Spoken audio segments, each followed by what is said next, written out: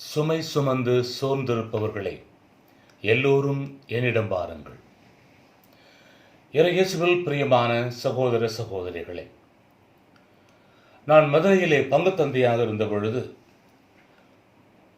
ஒரு பெண்மணி ஒருவர் நற்கருணை சிற்றாலயம் நோக்கி வந்து கொண்டிருந்தார். நான் வெளியிலே சில வேலை நிமித்தமாக நின்று கொண்டிருந்தேன். அவர் வருகின்ற பொழுது அவர் உள்ளத்திலே ஒரு கலக்கம், ஏதோ ஒரு பயம், அழுது கண்கள் சிவந்தவராய் சிற்றாலயம் நோக்கி சென்றார். ஒரு 30-40 நிமிடங்கள் அந்த ஆலயத்திலே அவர் ஜெபித்த பிறகு அவர் வெளியில் வந்தார். அப்போது நான் அவரை பார்த்து கேட்டேன், ஏனம்மா, எதுவும் வீட்டில் பிரச்சனையா? உங்கள் முகம் சரியில்லையே, வரும்பொழுது நீங்கள் அழுதவர்களாய் வந்தீர்கள், என்ன விவரம் சொல்லலாமா என்று கேட்டேன். அவர் சொன்னார், ஆமா ஃபாதர், வாழ்க்கையில் பல போராட்டங்கள், பல சுமைகள் என்னை அழுத்திக் கொண்டிருக்கின்றன. என்னால் தாங்க முடியவில்லை. எப்படி இந்த வாழ்க்கை வாழப்போகிறேன் என்ற ஒரு பயமானது என்னை அழுத்திக் கொண்டிருக்கிறது. என் சுமைகளை யாரிடம் இறக்கி வைக்க முடியும்? என்னுடைய அந்தரங்க வாழ்க்கைகளை பற்றி பேசுகின்ற பொழுது அல்லது குடும்ப பிரச்சனைகளை பேசுகின்ற பொழுது அதை நம்பிக்கைக்குரிய ஒரு ஆள் வேண்டுமே. அது யாரிடம் போவது என்று தெரியாமல் தான் தவித்துக் கொண்டிருக்கிறேன்.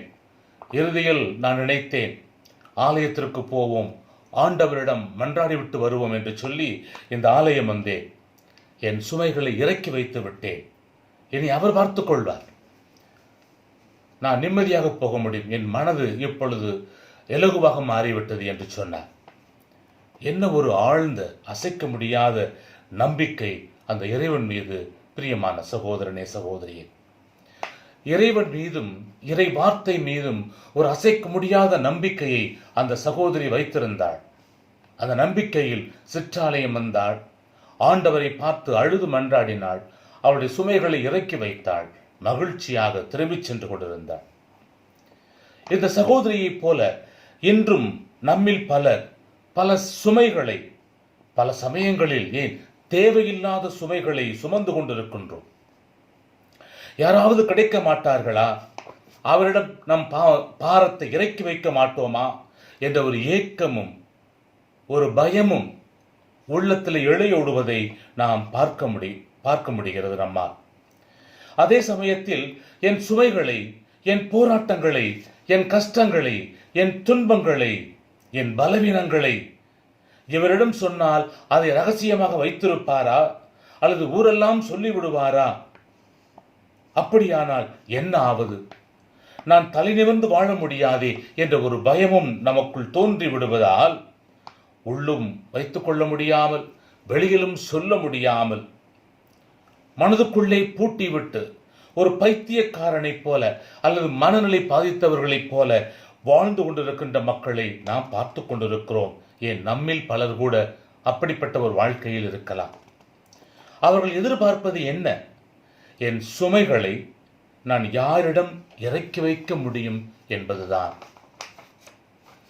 கிராமப்புறங்களிலே வாழ்ந்தவர்களுக்கு இது தெரியும்.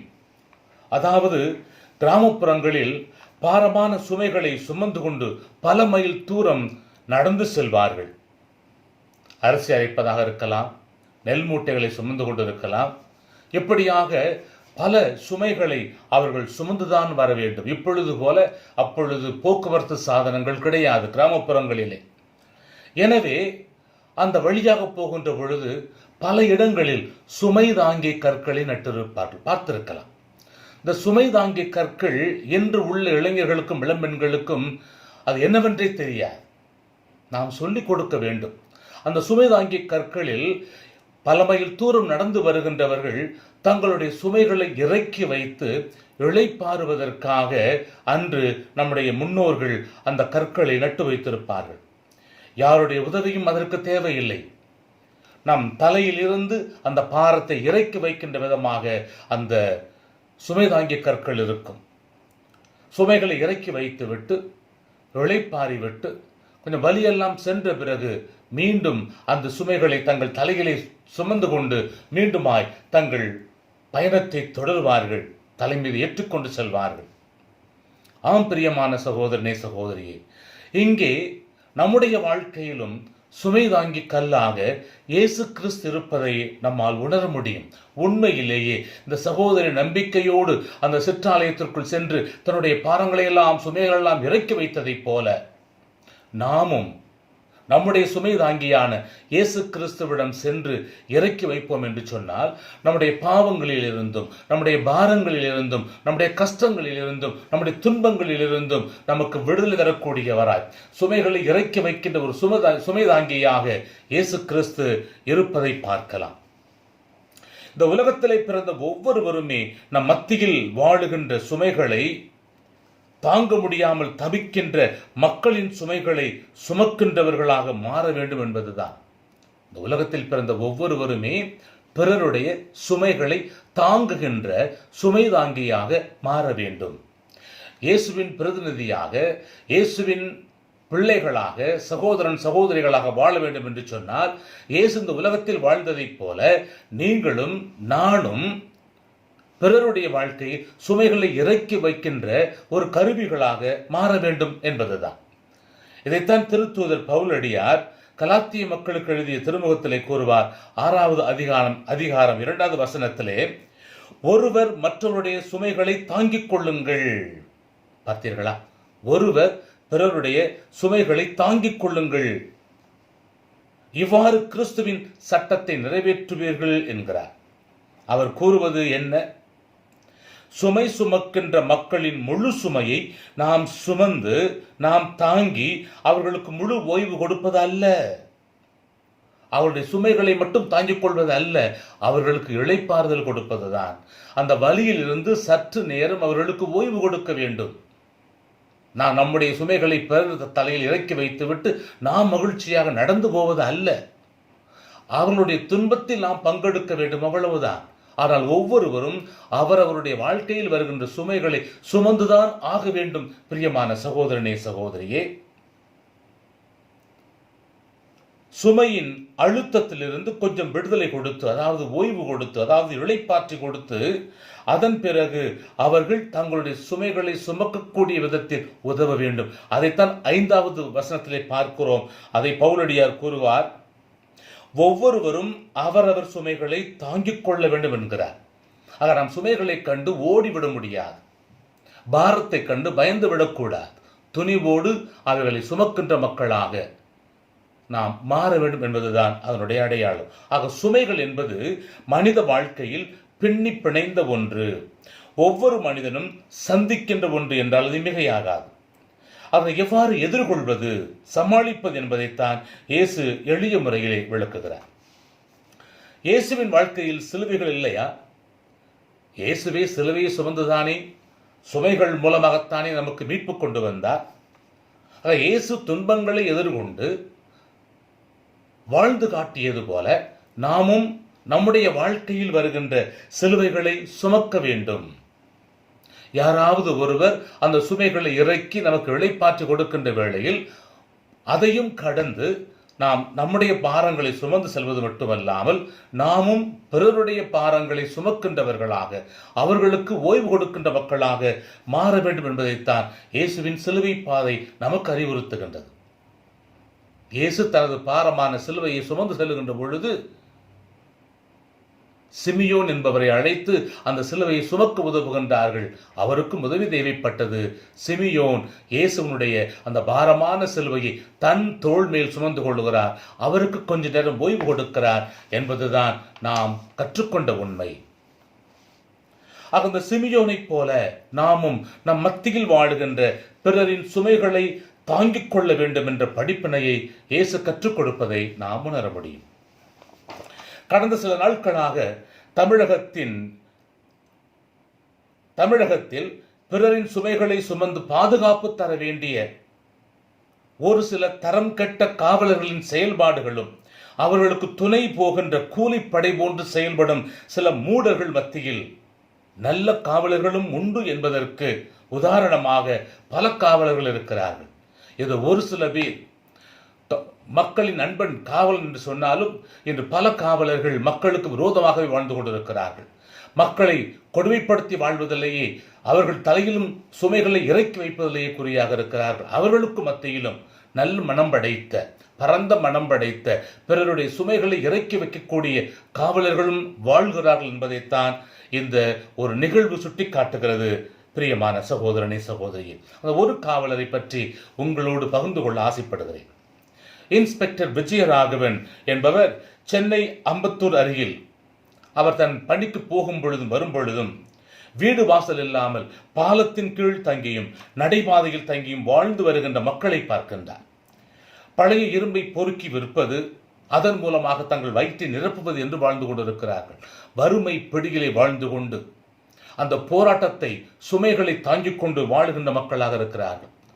அவருடைய பிள்ளைகள் அவர்களை பள்ளிக்கு படிக்க வைக்க முடியவில்லை. பண வசதி கிடையாது, நல்ல உடை கிடையாது, இருப்பிடம் கிடையாது, படிக்க எங்கே அனுப்புவது என்று அவர்களையும் தங்களுடைய தொழிலுக்கு பழைய இரும்பு பொருட்களை பொறுக்குவது, அதை விற்பது, அதில் கிடைக்கிற வருமானத்தை கொண்டு தங்கள் குடும்பத்தை நடத்துவது என்று வாழ்ந்து கொண்டு வருகிறார்கள். இதை பார்க்கிறார் இந்த இன்ஸ்பெக்டர் விஜயராகவன். அந்த பகுதியில் எத்தனையோ மக்கள் வாழ்ந்து கொண்டிருக்கிறார்கள், எத்தனையோ மக்கள் போய்கொண்டு வந்து கொண்டிருக்கிறார்கள். ஆனால் யாருமே அவர்கள் மீது அக்கறை காட்டவில்லை. அவர்களுடைய சுமைகளை சுமக்க வேண்டும் என்ற ஒரு எண்ணம் வந்ததில்லை. ஆனால் இவருக்கு வருகின்றது. அவர்களுக்கு என்ன செய்யலாம் என்று பார்க்கின்ற பொழுது அந்த பிள்ளைகளுக்கு ஒரு படிப்பை கொடுக்கலாம், கல்வி அறிவை கொடுக்கலாம் என்ற எண்ணம் வருகிறது. எனவே அந்த கல்வி அறிவை கொடுப்பதற்காக அவர் சில ஆய்வு செய்கிறார். எத்தனை பிள்ளைகள் எங்கே சேர்க்கலாம், எவ்வளவு பணம் செலவாகும் என்றெல்லாம். அவர் தன்னுடைய வருமானத்தில் தன் குடும்பத்தையும் பாதுகாத்துக் கொண்டு இவர்கள் அனைவரையும் பாதுகாப்பது முடியாத ஒரு காரியம் என்று எண்ணுகின்ற வேளையிலே தன்னோடு பணிபுரிகின்ற சக காவலர்களுடைய உதவியை அணுகுகிறார். அவர்களும் இந்த நல்ல காரணத்தை உணர்ந்த பிறகு அவர்களும் முன்னெடுப்பதாக, உதவி செய்வதாக வாக்கு கொடுக்கின்றார்கள். ஆக அந்த காவலர்களின் உதவியோடு அந்த பிள்ளைகளை எல்லாம் அழைத்து அவர்களுக்கு படிக்க ஆசையா என்று கேட்கின்ற பொழுது படிக்க ஆசைதான், ஆனால் எங்கள் குடும்பத்தில் எங்களை படிக்க வைக்க முடியாத ஒரு இக்கட்டான சூழல் என்கிறார்கள். அவர்கள் மத்தியில் இவர் பேசி அந்த பிள்ளைகளை எல்லாம் ஒரு ஆங்கில வழி கல்வி பள்ளிக்கூடத்திலே சேர்த்துவிட்டு புத்தகம், சீருடை அனைத்தையுமே கொடுக்கிறார். அது மட்டுமல்ல, அந்த பிள்ளைகள் ஒழுங்காக பள்ளிக்கு போகிறார்களா என்று பார்க்கிறார். அந்த பள்ளிக்கூடம் தூரமாக இருப்பதால் தங்கள் காவல் நிலையத்திலிருந்து ரோந்து போகக்கூடிய அந்த வாகனத்தையும் பயன்படுத்தி அந்த ஏழை எளிய பிள்ளைகள் பள்ளிக்கு போவதும் வருவதுமாக அவர் உதவி செய்து ஒரு மிகச்சிறந்த ஒரு கிறிஸ்துவின் மகனாக வாழ்வதை நாம் பார்க்கிறோம். அவர் கிறிஸ்தவரா இல்லையா என்று தெரியாது. ஆனாலும் கிறிஸ்து விட்டு சென்ற அந்த மனித மாண்புகளை, அந்த பெற்றோருடைய சுமைகளை சுமக்கின்ற ஒரு சுமை தாங்கியாக அவர் மாறியிருப்பதை செய்தித்தாளிலே நான் பார்த்தேன். இது மிகப்பெரிய ஒரு காரியம். பிரியமான சகோதரனே, சகோதரியே, இதனைத்தான் இன்றைய வாசகங்கள் நமக்கு எடுத்து காட்டுகின்றன. நாம் பிறருடைய வாழ்க்கையில் சுமை தாங்கியாக மாற வேண்டும். முதல் வாசகத்தில் பார்க்கிறோம், யூதா நாடானது அடிமையாக மாறிவிடுகிறது. மாவீரன் அலெக்சாண்டர் காலத்திலே 333 கிறிஸ்து பிறப்பதற்கு முன்னால் அந்த காலத்திலே யூதாவை கைப்பற்றுகிறார். அந்த மக்கள் அடிமைகளாக வாழ்ந்து கொண்டிருக்கிறார்கள். அவர்களுக்கு பல்வேறு விதமான போராட்டங்கள், பல்வேறு விதமான சுமைகள் அவர்கள் மீது திணிக்கப்படுகிறது. வரிச்சுமையாக இருக்கலாம், வேலை சுமையாக இருக்கலாம். ஆக வேலை பளுவின் மூலமாக அவர்களால் ஒரு நிம்மதி இழந்த ஒரு வாழ்க்கை. எங்களுக்கு விடிவு காலம் கிடைக்காதா? எங்கள் சுமைகளை இறக்கி வைக்க யாரும் வரமாட்டார்களா? ஆண்டவரே, எங்கள் சுமைகளை இறக்கி வைக்க வாரும் என்று சொல்லி அவர்கள் ஆண்டவரை பார்த்து மன்றாடி கொண்டிருக்கின்றார்கள். அந்த மன்றாடுகின்ற வேளையிலே இறைவாக்கினர் சக்கரையா வழியாக அவர்களுக்கு கொடுக்கின்ற செய்தியைத்தான் நாம் முதல் வாசமாக பார்க்கிறோம்.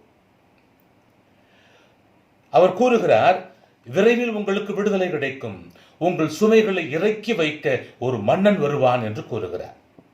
அந்த காலத்திலே நாம் பார்க்கிறோம், அந்த மன்னன் நீதியுள்ளவர், நேர்மையானவர், நடுநிலையோடு வாழக்கூடியவர் என்று விவிலியம் கூறுகிறது. அப்பேற்பட்ட ஒரு அரசர் யார் என்று பார்க்கின்ற பொழுது அதை நாம் இறைவாக்கினர் சொல்லுகின்ற கருத்து வருகின்ற ஒரு அரசராக இருக்கலாம் என்றாலும் பல இறையியல் அறிஞர்கள் அது இயேசுவின் வருகையை பற்றி முன்னறிவிக்கின்ற ஒரு இறைவாக்கு என்றும் கூறுகின்றார்கள். முதல் வாசகம் கூறுகிறது, இந்த மன்னன் கழுதையின் மீது ஏறி வருவார். அந்த காலத்திலே அமைதியின் காலத்தில் அரசர்கள் கழுதையின் மேல் வருவார்களாம். போர்க்காலத்தில் மட்டுமே அவர்கள் குதிரையின் மேல் ஏறி வருகின்றார்கள். ஆக இந்த அரசன் கழுதையின் மீது ஏறி வருவதை பார்க்கிறோம். இதைத்தான் நாம் குருத்து ஞாயிறு என்று ஆண்டவர் இயேசு கிறிஸ்து எருசலேம் தேவாலயத்திற்குள் நுழைகின்ற பொழுது குருத்தொலை ஏந்தியவராய் கழுதையின் மேல் அவர் ஏறி பவனி வருகிறார். மக்கள் அவர் வருகின்ற பொழுது சாலைகளிலே துணிகளை விரித்து அவரை வரவேற்பதை நாம் பார்க்கிறோம். கழுதை எளிமையின் அடையாளமாக, தாழ்ச்சியின் அடையாளமாக அது கருதப்பட்ட ஒன்றாகும். எனவே பிரியமான சகோதரனே, சகோதரியே, ஆக இயேசு கிறிஸ்து அமைதியின் அரசராக கழுதையின் மீது எருசலேம் வருவதை நாம் பார்க்கிறோம். இரண்டாவது வாசகத்தில் பவுலடியார் கூறுகிறார், இரண்டு விதமான நுகத்தை பற்றி கூறுகின்றார். ஒன்று ஆவி சம்பந்தப்பட்டது, மற்றொன்று உடல் சம்பந்தப்பட்டது. கிறிஸ்துவை ஏற்றுக்கொண்டதற்கு முன்பு நாம் பாவத்திற்கு அடிமைகளாக வாழ்ந்து கொண்டிருந்தோம். அதாவது சுயநலவாதிகளாக, பிறர் மீது அக்கறை இல்லாதவர்களாக, பிறர் மீது சுமைகளை சுமத்தி வைக்கின்ற மக்களாக நாம் வாழ்ந்து வந்தோம். ஆனால் இயேசுவை ஏற்றுக்கொண்ட பிறகு நம்முடைய வாழ்வு என்பது ஆண்டவரின் ஆவிக்குள் உள்ள வாழ்வாக மாறிவிட்டது. அப்படியானால் நாம் கடவுள் நம்மோடு வாழுகின்றார் என்ற உணர்வு இருப்பது மட்டுமல்லாமல் அந்த வாழ்க்கையை வாழ்ந்து காட்டுவதன் மூலமாக, அதாவது அடுத்தவர் மீது அக்கறை உள்ளவர்களாக வாழ்வதன் மூலமாக, இன்னும் சுருக்கமாக பிறருடைய சுமைகளை சுமக்கின்றவர்களாக மாற வேண்டும் என்பதைத்தான் இரண்டாவது வாசகத்திலே சின்னப்பர் கூறுகிறார். உலகம் முழுவதும் கொரோனா நோய் தொற்றுக்கு உள்ளாகியிருக்கின்ற வேளையிலே எல்லா மக்களும் விரும்பும் நற்செய்தி என்னவென்றால், அனைவரும் இந்த தொற்று நோய் காலத்திலே நம்மை மீட்பதற்காக, நம்முடைய சுமைகளை சுமப்பதற்காக யாராவது கிடைக்க மாட்டார்களா என்று ஏங்குகின்ற காலத்திலே ஆண்டவர் கொடுக்கின்ற இந்த வாசகமானது அவர்களுக்கு ஒரு தேவ ஆசீர்வாதமாக இருக்கின்றது என்பதுதான் உண்மை. இயேசுவின் நற்செய்தி என்பது எல்லா காலத்திலுமே வாழுகின்ற மக்களுக்கு கொடுக்கப்பட்ட ஒன்றாக இருக்கிறது. பிரியமான சகோதரனே, சகோதரியே, 2000 ஆண்டுகளுக்கு முன்னதாகவே அது கொடுக்கப்பட்டதாக இருந்தாலும் இன்று வாழுகின்ற மக்களுக்கு அது பயன்படக்கூடிய செய்தியாகவே இருக்கிறது. பல மக்கள் கடவுளை கண்டுகொள்ள ஆசைப்பட்டார்கள், உண்மையை கண்டுபிடிக்க ஆசைப்பட்டு சோர்ந்து போனார்கள். புனிதமாக வாழ எளிய வழிகளை கடவுள் கொடுத்தார். ஆனால் பரிசேயர்களோ அந்த வழிமுறைகளை பன்மடங்கு பெருக்கி வாழ்க்கையை கடினமாக மாற்றிவிட்டார்கள் என்பதுதான் உண்மை. இறைவன் 10 கட்டளையை கொடுத்திருந்தார். இந்த 10 கட்டளை கடைபிடித்தால் போதும் நீங்கள் நிம்மதியான வாழ்வு வாழ முடியும் என்று சொன்னார். ஆனால் இந்த பரிசேயர்களோ இந்த 10 பன்மடங்காக பெருக்கி 613 சட்டங்களாக அதை உருவாக்கி அதன் மூலமாக மக்கள் மீது பல பாரங்களை சுமத்தி அவர்கள் நிம்மதியில்லாமல் வாழுகின்ற ஒரு வாழ்க்கையை கொடுத்தார்கள். எனவேதான் ஆண்டவர் இயேசு அவைகளெல்லாம் உடைக்கும் விதமாக அவர் மக்களுக்கு பார்த்து கூறுகின்றார், சுமை சுமந்து சோர்ந்து போயிருக்கிறீர்களா? உங்களுடைய வாழ்க்கை சுமையாக இருக்கலாம், அலுவலக சுமையாக இருக்கலாம், அல்லது சட்ட பிரச்சனையாக இருக்கலாம், உள்ள பிரச்சனையாக இருக்கலாம், உடல் பிரச்சனையாக இருக்கலாம். இப்படி பல்வேறு விதமான சுமைகளை சுமந்து கொண்டிருந்தாலும் என்னிடம் பாருங்கள், நான் உங்களுக்கு இளைப்பாறுதல் கொடுப்பேன் என்று ஆண்டவர் கூறுவதைத்தான் இந்த நற்செய்தி வாசகம் நமக்கு கூறுகிறது. அவருடைய சுமை எளிதானது, அவருடைய நுகம் அழுத்தாது என்று கூறுகிறார். எங்கே அன்பு இருக்கிறதோ, அன்பு இருக்கின்ற பொழுது அது எல்லாவற்றையும் தாங்கிக் கொள்ளும். அப்போது அது சுமைகளாக மாறுவது கிடையாது. அன்பில்லாமல் ஒரு காரியத்தை செய்கின்ற பொழுதுதான் அது நம்மை அழுத்துகின்ற ஒரு பாரமாக மாறிவிடுகிறது. பிரியமான சகோதரனே, சகோதரியே, ஆக அவர் கடவுளாக இருந்தாலும் இயேசு கிறிஸ்து எளிய வாழ்க்கை வாழ்ந்து பல போராட்டங்களை சந்தித்து வெற்றி கொண்டு வாழ்ந்திருக்கிறாரே, அதே போல அவர் காட்டுகின்ற வழிகளை நாம் பின்பற்றுகின்ற பொழுது நாமும் எளிதாக வெற்றி கொள்ள முடியும் என்பதைத்தான் அவர் சுட்டி காட்டுகின்றார். அவரிடம் கனிவும் மனத்தாழ்ச்சியும் இருந்தது. இந்த இரண்டும் தான் ஒரு நல்ல தலைவருக்கு இருக்க வேண்டிய பண்புகள். ஆனால் இன்று நம்மை ஆளுகின்றவர்கள் நம்மை ஒரு அடிமைகளாக மாற்ற நினைக்கிறார்களே ஒழிய அந்த கனிவும் தாழ்ச்சியும் கொண்ட ஒரு நல்ல தலைவர்களாக இருக்கிறார்களா என்பது ஒரு மிகப்பெரிய கேள்விக்குறியாக இருக்கிறது. வெளிவேடம் போட்டுக்கொண்டு தங்களையும் ஏமாற்றி மக்களையும் ஏமாற்றி மக்களை அடிமைகளாக மாற்றுகின்ற அந்த காலகட்டத்திலே உண்மையான தலைவர்களாக இருக்க வேண்டியவர்கள் இயேசுவை போல கனிவும் மனத்தாழ்ச்சியும் உள்ளவர்களாக, உண்மை உள்ளவர்களாக, மக்களுடைய சுமைகளை இறக்கி வைக்கின்றவர்களாக, மக்கள் மீது சுமைகளை வரிச்சுமையாக இருக்கலாம், மற்ற பல சுமைகளாக இருக்கலாம், எந்த சுமைகளையும் இறக்கி வைக்காமல் அவர்களுக்கு வாழ்வு தருகின்ற நல்ல தலைவர்களாக உருவானால் மாத்திரமே உண்மையான மனித நேயமிக்கவர்களாக அவர்கள் வாழ முடியும், மாற முடியும். பிரியமான சகோதரனே, சகோதரியும், தலைவர்களுக்கு மட்டுமல்ல, நமக்கும் தான். நாம் தான் அதிகமாக இயேசுவின் வார்த்தைகளை கேட்டுக்கொண்டிருக்கிறோம், அதன்படி வாழ கடமைப்பட்டிருக்கிறோம். அப்படியானால் நாம் செய்ய வேண்டியது என்ன? நம்முடைய உள்ளத்தில் சுமந்து கொண்டிருக்கின்ற சுமைகளை இறக்கி வைக்க நாம் தயாராக இருக்க வேண்டும். நம்முடைய சுமைகளை நாம் இறக்கி வைக்க தயாராக இருக்க வேண்டும். பல பேர் இந்த அதிலே கவலையிலேயே மூழ்கி போயிருப்பதால் தங்கள் வாழ்க்கையை அழித்துக் கொள்வதை நாம் பார்க்கும். எத்தனையோ பேர் தற்கொலை செய்து கொள்ளுகின்றார்கள். அவருடைய சுமைகளை இறக்கி வைக்க வழி இல்லாமல் தற்கொலை செய்து வாழ்க்கையை அழித்துக் கொள்ளுகிறார்கள். நாம் எப்படி இருக்கிறோம்? பல சமயங்களில் பாவம் என்ற பாரம் நம்மை அழுத்தி வாழ்வை அழித்துக் கொண்டிருக்கிறது. நம்முடைய சொல்லால் செயலால் எவ்வளவோ பாவங்களை கட்டி கொண்டிருக்கிறோம். அந்த பாவத்தை இறக்கி வைத்துவிட்டு ஆண்டவருக்குள் பிரியமான பிள்ளைகளாக நாம் வாழ வேண்டும் என்று சொன்னால் பாவம் என்ற சுமையை இறக்கி வைக்க நாம் தயாராக இருக்கிறோமா? மூன்றாவதாக, தேவையில்லாத சுமைகளை நாம் சுமந்து கொண்டே இருக்கிறோம். இறைவன் விடுதலை கொடுத்தாலும் நாம் மீண்டும் மீண்டும் அந்த சுமைகளை, பாரங்களை சுமந்து கொண்டு தெரியவே நாம் ஆசைப்படுகிறோமே ஒழிய அதை விட்டு கடந்து வர நாம் என்றுமே முயற்சி செய்வது கிடையாது. நாம் எப்படி வாழ்ந்து கொண்டிருக்கிறோம்? ஆக நம் மத்தியில் சகோதரனே, சகோதரியே, பல்வேறு சுமைகளால் அழுத்தப்பட்டு வாழ்க்கையே ஒரு போராட்டமாக வாழ்ந்து கொண்டிருக்கின்ற மக்களின் சுமைகளை நாம் இறக்கி வைக்க வேண்டும் என்று ஆண்டவர் அழைப்பு விடுக்கின்றார். இந்த அற்புதமான நாளிலே இயேசுவின் பிரதிநிதியாக அல்லது மறு கிறிஸ்துவாக வாழ வேண்டும் என்று சொன்னார். இயேசு வாழ்ந்து காட்டிய அந்த பண்புகளின் அடிப்படையில் நாம் வாழ வேண்டும். சுமை தாங்கியாக வாழ வேண்டும். பிறருடைய வாழ்க்கைக்கு அர்த்தம் கொடுக்க வேண்டும். பிறருடைய வாழ்க்கையில் நான் உன்னோடு இருக்கிறேன், உன்னுடைய துன்பத்திலும் இன்பத்திலும் வேதனையிலும் சோதனையிலும் கஷ்டத்திலும் நான் உன்னோடு இருக்கிறேன், நீ பயப்பட வேண்டாம் என்று சொல்லக்கூடிய சகோதரனாக, சகோதரியாக நாம் மாற வேண்டும். பிரியமான சகோதரனை, சகோதரியே, எனவே அப்பேற்பட்ட ஒரு நல்ல மனம் படைத்தவர்களாக வாழ தேவையான வரத்தை இந்த நாளில் நாம் ஜெபிப்போம். குறிப்பாக நம்முடைய பகுதிகளில் கொரோனா அதிகமாக பரவி கொண்டிருக்கின்ற வேளையிலே இறைவன் இந்த மக்கள் ஒவ்வொருவரையும் காப்பாற்ற வேண்டும். இந்த நோய் தொற்று ஒழிய வேண்டும். இந்த நோய் தொற்றினால் இந்த காலத்தில் மக்கள் படுகின்ற கஷ்டங்கள், வறுமை, வருமானமின்மை, வேலையின்மை, இன்னும் விலை உயர்வு போன்ற அனைத்து கஷ்டங்களும் ஒழிந்து ஒரு நேரிய வாழ்வு வாழ தேவையான வரத்தை இறைவன் தர வேண்டும் என்று சொல்லி இந்த நாளில் நாம் ஒவ்வொருவருக்காகவும் ஜெபிப்போம். பிறரின் சுமைகளை சுமக்கின்ற பிள்ளைகளாக நாம் வாழ்வோம். இறைவன் உங்கள் ஒவ்வொருவரையும் ஆசீர்வதிக்கட்டும். God bless you.